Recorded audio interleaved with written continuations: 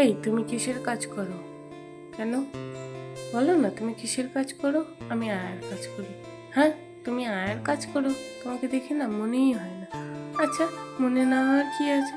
না, তুমি এত সুন্দর করে সেজে গুজে যাও, তুমি এমন সুন্দর করে বেরো, মনে হয় যেন কোনো অফিসে চাকরি করো।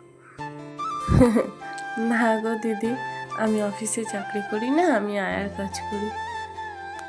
ও, তোমার বাড়িতে কে কে আছে? কেউ নেই, আমি আর আমার হাজব্যান্ড। কেন, তোমার বাচ্চা কাচ্চা? না গো, বাচ্চা কাচ্চা নেই। কেন এখনো নাও নি? নিয়েছিলাম, ভগবান রাখেনি। কেন, কি হয়েছে? তেমন কিছুই না, শুধু ডাক্তারের গাফিলতি। কেন, কি হয়েছিল? ও সে অনেক গল্প, বলতে বলতে সময় পেরিয়ে যাবে। থাক, আজ অন্য সময়ে বলবো, ঠিক আছে? কিছু কিছু মানুষের এমন এমন প্রশ্নের উত্তর দিতে গেলেও চোখ দিয়ে জল বেরিয়ে যায়। তাই যাই হোক, পুরনো কথা ভেবে নিজেকে কষ্ট দিতে চাই না বলে পুরনো কথা কিছুই ভাবতে চাই না। সবসময় ভাবতে চাই, সবসময় বলতে চাই যে আমি একটা মানুষ, আমাকে সব ভুলতে হবে। তাই ভুলে ভুলে চলছি আমি। কাজের ফাঁকে থাকি বলে অনেক কিছুই মনে রাখি না, মনে করি না, চেষ্টা করি সব কিছু ভুলে থাকবার। এই কাজ করি বলে শরীরটা ভালো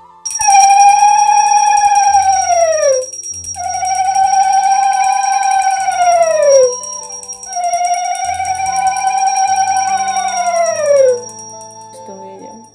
যাই হোক, বাদ দাও সেসব কথা, সময় হয়েছে।